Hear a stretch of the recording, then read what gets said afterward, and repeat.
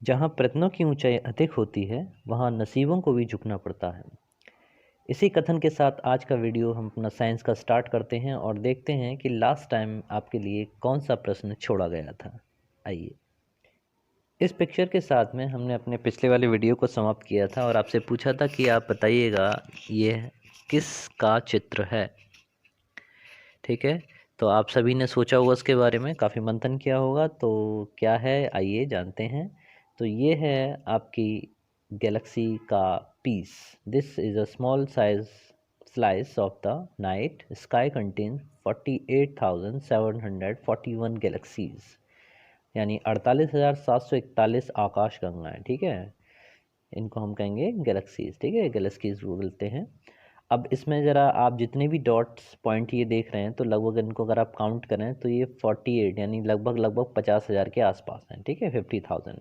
अब आइए गैलेक्सी के अंदर की बात करते हैं। तो each of these 48,741 dots represent a Galaxy. ठीक है, and each Galaxy is a collection of billions of star.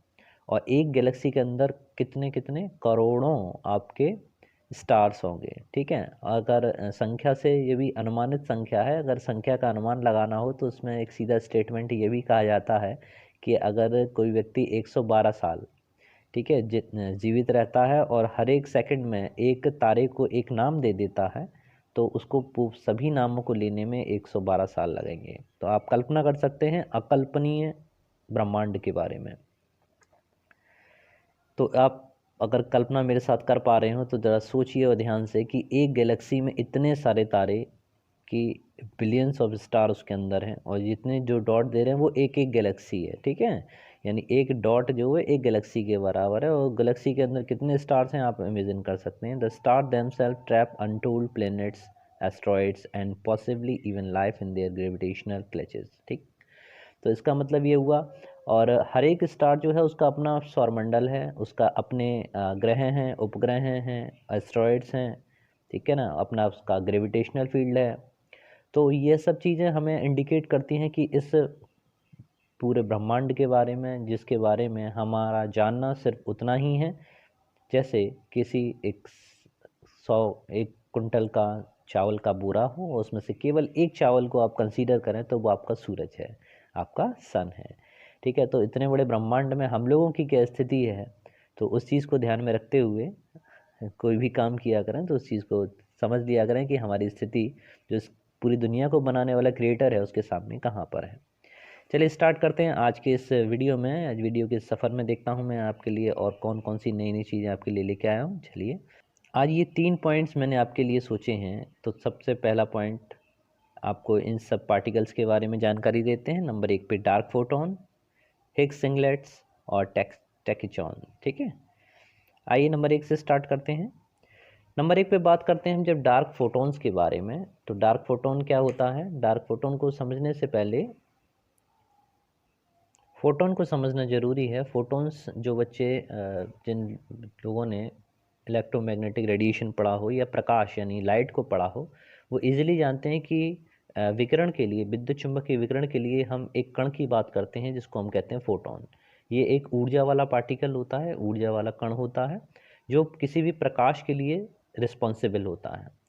इसी तरह से किसी भी डार्क या अंधेरे के लिए अगर हम बात करें तो उसके लिए जो पार्टिकल कंसीडर किया जाता है, उसकी कल्पना की जाती है, दैट इज़ डार्क फोटोन। और डार्क फोटोन के बारे में अगर हम बात करें तो ये डार्क फोटोन जो है कणों के बीच का इंटरकनेक्शन का हिस्सा है। ठीक है, ये जो है डार्क फोटोन अंधेरे को एक्सप्लेन करने के लिए, कहीं पर डार्क एनर्जी है, ठीक है, तो उसको एक्सप्लेन करने के लिए एक डार्क फोटोन साइंटिस्टों के द्वारा खोजा गया नया पार्टिकल है। और ये केवल इंटरेक्ट करेगा केवल डार्क मैटर के बारे में, यानी केवल अंधेरे के बारे में ही जानकारी आपको देगा। अगले वाले पॉइंट पर आते हैं जो है आपका हिग्स सिंगलेट।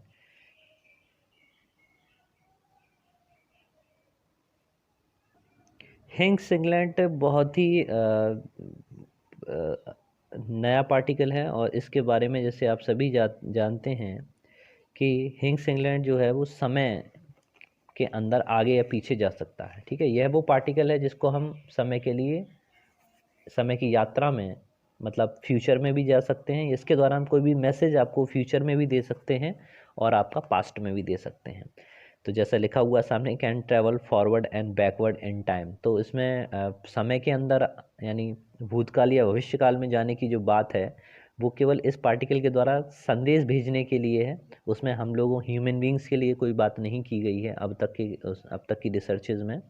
तो इसमें जो वैज्ञानिक लगे हुए हैं उन्होंने हिग्स एकल के उत्पादन को नियंत्रित करने के लिए यही किया है कि अतीत यानी आपका आने वाला, अतीत मतलब पिछला बीता हुआ कल, और भविष्य जो आने वाला है, ठीक है, उसमें आप मैसेज भेजने में सक्षम हो जाएंगे अगर ये काम करता है तो। और इस पर लगातार रिसर्चेज चल रही हैं और आपने जान रखा होगा कि अभी लार्ज हेड्रॉन कोलाइडर की जो मशीन बनाई गई थी उसके द्वारा इस हिंग्स सिंगलेट का उत्पादन हुआ है। और ये वाला जो पार्टिकल है ये गॉड पार्टिकल भी कहा जाता है।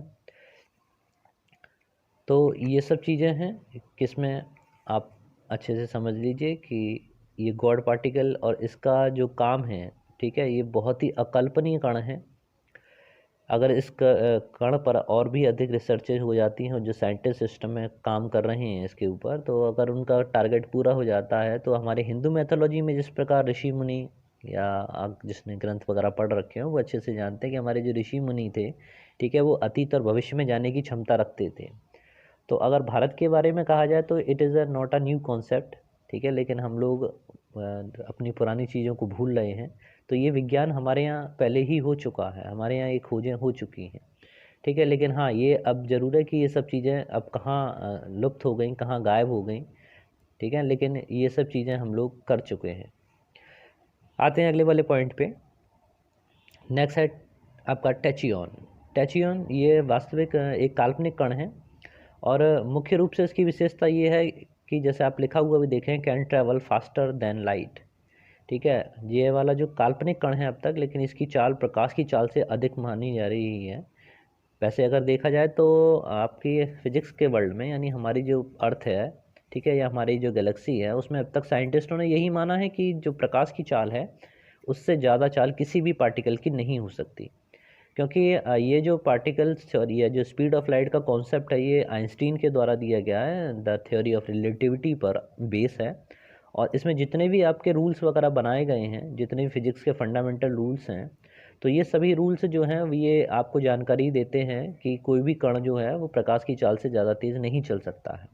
और अगर ऐसा पार्टिकल काल्पनिक कण काल्पनिकता से अगर वास्तविकता में आ गया तो हमारी जितनी भी थ्योरियाँ हैं, हमारे जितने भी साइंस ने जितने भी रूल्स बनाए उनमें काफ़ी एक बड़ा संशोधन करना पड़ेगा, काफ़ी बड़ा सुधार करना पड़ेगा। तो ये भी पार्टिकल आपको खोजा जाना है कि tachyons it can faster than light, ठीक है, तो ये वो पार्टिकल है जो लगातार रिसर्च का विषय बना हुआ है इस समय, और इसकी चाल प्रकाश की चाल से अधिक होगी। एक बात और बता दें, जैसे हम पहले वाले पॉइंट की अगर बात करें डार्क फोटोन के बारे में, तो डार्क फोटोन से एक और फिफ्थ फंडामेंटल फोर्स का जन्म होने जा रहा है। क्योंकि अब तक की फिजिक्स की दुनिया में हम लोग 4 प्रकार के फंडामेंटल फोर्सेस के बारे में अच्छे से जानते हैं। वो सब वही हैं, आपका ग्रेविटेशनल फोर्स है, आपका इलेक्ट्रोमैग्नेटिक फोर्स यानी विद्युत चुंबकीय बल, दुर्बल नाभिकीय बल, weak nuclear forces and strong nuclear forces यानी प्रबल नाभिकीय बल, ठीक है। ये 4 प्रकार के बल थे और ये अगर डार्क फोटोन का कॉन्सेप्ट लागू हो जाता है तो ये 5वां फोर्स और होगा, 5वां बल और होगा, जिसे हम ब्रह्मांड जिसका इस बल की ये वाले बल की खोज से यानी डार्क फोटोन की जब आप खोज कर लेंगे तब 5वें बल की जो खोज हो जाएगी उसका यही होगा कि ब्रह्मांड का विस्तार जो तेज हो रहा है और इसका कारण मुख्य रूप से ऊर्जा का ही एक रूप है और जिसके कारण हो रहा है उसे हम डार्क एनर्जी कहते हैं, ठीक है। कुछ भौतिक विज्ञान शास्त्री हैं और इसको क्यूटेसेंस भी कह सकते हैं। और 5वां बल ये हो सकता है, इसका क्या प्रभाव पड़ेगा वो हम लोग आगे भविष्य में देखेंगे। चलिए अब एक आपको इस व्यक्ति से मिलाते हैं। ये वाला फ़ोटो मैंने देखा था मैगज़ीन में, तो इसमें ये शख्स जो आपको सामने दिखाई दे रहे हैं और सामने ये चित्र आप देख रहे हैं, ये एक परमाणु बम या न्यूक्लियर बम को दिखा रहा है। इनका जो स्टेटमेंट है उसको पढ़ लीजिए ज़रा, बड़ा अच्छा लगेगा, कब मुझे भी काफ़ी इंटरेस्टिंग लगा। The average temperature of Mars is -60 degree Celsius, यानी मार्स मतलब मंगल ग्रह का जो टेम्परेचर है वो -60 डिग्री सेल्सियस है। एलोन मस्क, इनको आप जानते हो, तो ये एलोन मस्क हैं, इनको पहचान लीजिए। Elon Musk want to drop a nuclear weapon, Elon Musk जो हैं वो न्यूक्लियर वेपन गिराना चाहते हैं, कहाँ पर, ऑन मार्स, ठीक है, मंगल ग्रह पर, which would release trapped carbon dioxide into Mars atmosphere and could make the Mars habitat for the humans. ठीक है, तो वहाँ का जो -60 डिग्री का टेम्परेचर है उसे चेंज करना चाहते हैं विद द न्यूक्लियर वेपन, और ये मंगल ग्रह पर परमाणु बम गिराएंगे और वहाँ से जो टेम्परेचर उत्पन्न होगा वहाँ से कार्बन डाइऑक्साइड रिलीज़ करवाएंगे और वहाँ का जो एटमॉस्फेयर है वो ह्यूमन बींग्स के रहने के योग्य बनाएंगे। ये है इनका पूरा सोचना। आइए इनके बारे में जानते हैं। तो इनका विस्तार से नाम पढ़ लीजिए। इनका जन्म एलन डी मस्क हुआ है, इनका नाम है एलन डी मस्क, 28 जून 1971 या 1971। एज इनकी है 49। प्रोटेरिया त्रासवा, साउथ अफ्रीका में रहने वाले व्यक्ति। इस समय लॉस एंजल्स कैलिफोर्निया यूएस में रह रहे हैं। नागरिकता उन्होंने साउथ अफ्रीका के लिए रखी है, कनाडा और यूएस के लिए रखी है, यानी संयुक्त राज्य अमेरिका। व्यवसाय है इनका उद्यमी हैं, इंजीनियर हैं, आविष्कारक हैं और निवेशक हैं। पदवी इन्हें जो मिली है स्पेस एक्स के सीईओ हैं। ठीक है, साधारण लग रहे होंगे, नहीं साधारण व्यक्ति नहीं है। स्पेस एक्स के संस्थापक हैं और टेस्ला के सीईओ। टेस्ला जो आपकी कार है, काफ़ी एक्सपेंसिव कार होती है, काफ़ी महंगी कार है, और उस कार की विशेषता ये है कि उसमें वो कार ऑटोमेटिक कंट्रोल होती है, उसको चलाने के लिए उसके लिए ड्राइवर की नीड नहीं है, वो इंटेलिजेंस आर्टिफिशियल इंटेलिजेंस पर काम करती है। तो आर्टिफिशियली इंटेलिजेंस के लिए भी एलन मस्क जो आप सामने देख रहे हैं वो काफ़ी काफ़ी काफ़ी आगे हैं। मतलब कह लें तो दुनिया में नंबर 1 इस समय आर्टिफिशियल इंटेलिजेंस ही में, और टेस्ला जैसी कारों को बनाने के लिए मशहूर। स्पेस एक्स के संस्थापक और टेस्ला सीईओ एलन मस्क दुनिया के सबसे अमीर व्यक्ति हैं और इनकी संपत्ति लगभग $185 बिलियन यानी 1 खरब 85 अरब डॉलर को पार कर गई है। तो पावरफुल व्यक्ति। चाहते क्या हैं उसको भी देख लीजिए। इंजीनियर एलन मस्क कहते हैं कि मुझे इंजीनियर के रूप में जाना है, और इंजीनियर के रूप में क्या है कि इनकी सोचना ये है कि एक इनका इंटरव्यू लिया गया, उसमें कहा गया कि मैं हर सुबह किसी नई तकनीकी समस्या का हल ढूंढने के लिए उठना चाहता हूँ। बैंक में कितना पैसा है इसे मैं सफलता का पैमाना नहीं मानता। लिखते हैं कि मस्क कार के उद्योग में रोलेटन के बारे में बताते हैं। मस्क जो हैं कार उद्योग में क्रांतिकारी बदलाव लाना चाहते हैं। वे मंगल ग्रह पर कॉलोनी बनाना चाहते हैं, इसीलिए वहाँ पर बम चलाना चाहते हैं। वैक्यूम टनल में चलने वाली सुपर फास्ट ट्रेनें चलाना चाहते हैं। मनुष्यों के दिमाग से एआई यानी आर्टिफिशियल इंटेलिजेंसी को जोड़ना चाहते हैं, और सौर ऊर्जा से यानी सोलर एनर्जी से दुनिया को चलाना चाहते हैं।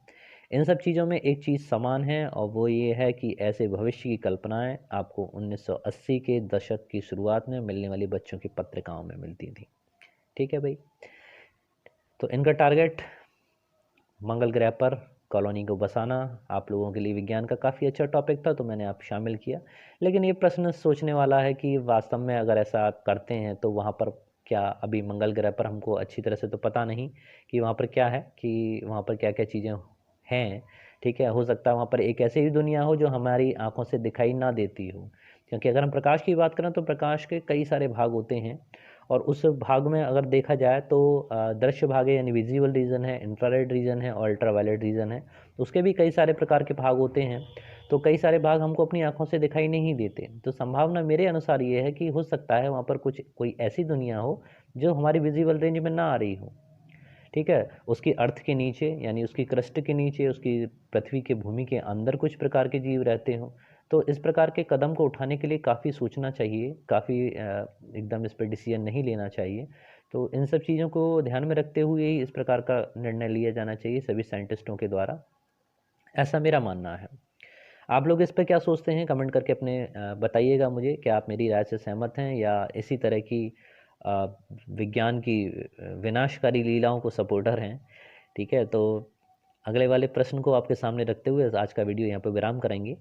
आज के लिए आपके लिए ये वाला चित्र, और उस चित्र को देखकर बताइए कि ये क्या है। ठीक है ना, तो ये क्या है इसके बारे में आपको जानकारी दे देते हैं, जानकारी देंगे अगले वाले वीडियो में।